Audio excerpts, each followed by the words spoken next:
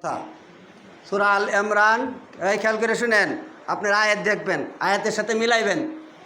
সূরা আল ইমরান আয়াত number 31, cool in কুনতুম তুহিব্বুনাল্লাহ ফাত্তাবিউনি ইউহিব্বুকুমুল্লাহ ওয়া ইয়াগফির লাকুম যুনুবাকুম ওয়াল্লাহু গফুরুর রহিম। যদি তুমি আল্লাহর ভালোবাসা পেতে চাও, যদি তুমি আল্লাহর মহব্বত পেতে চাও, ফাত্তাবিউনি ইউহিব্বুকুমুল্লাহ, তাহলে তুমি নবীকে ভালোবাসো, নবীকে মহব্বত করো। কীরকম মহব্বত করবা? মহব্বতের অনেক পার্থক্য আছে।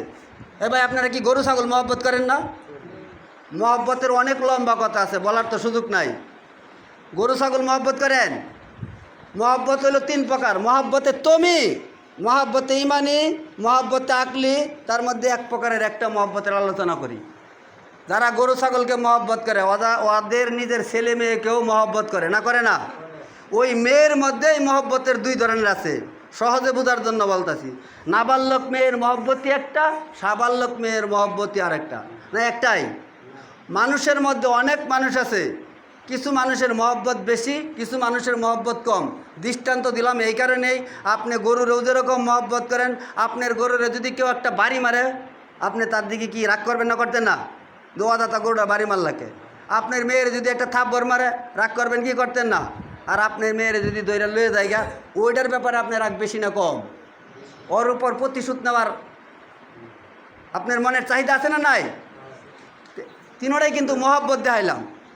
গরুরে পিট না মারলে কিন্তু আপনি ওর উপরে কেস করবেন না, না করবেন?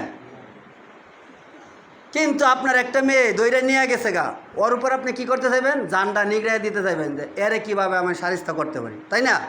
তদ্রূপ এই মহব্বতের পার্থক্যটা বুঝাইলাম এই যে আপনি মহব্বত কিভাবে করেন আর রাসূল কিভাবে করতে কইলেন। যদি বেতন আপনারা মসজিদে আইসা ইমাম সাহেবরে দেওয়া যান, তাহলে আল্লাহ আপনার প্রতি খুশি।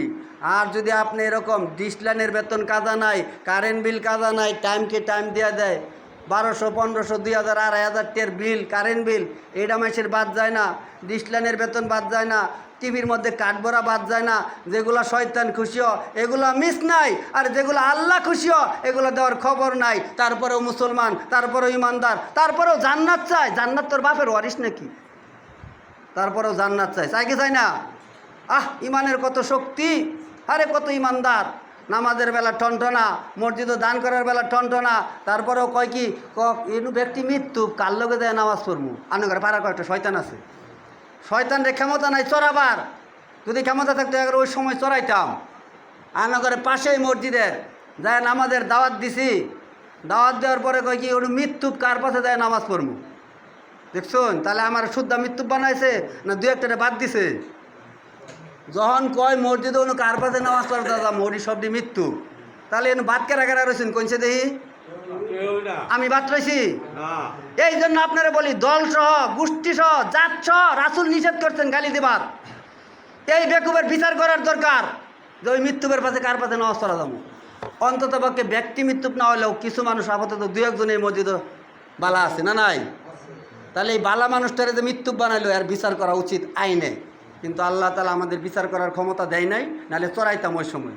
তো আল্লাহ তাআলা এরকম শক্তি দান করে সকলে বলে আমিন। সুবহানাকাল্লাহুম্মা ওয়া বিহামদিকা আশহাদু আল্লা ইলাহা ইল্লা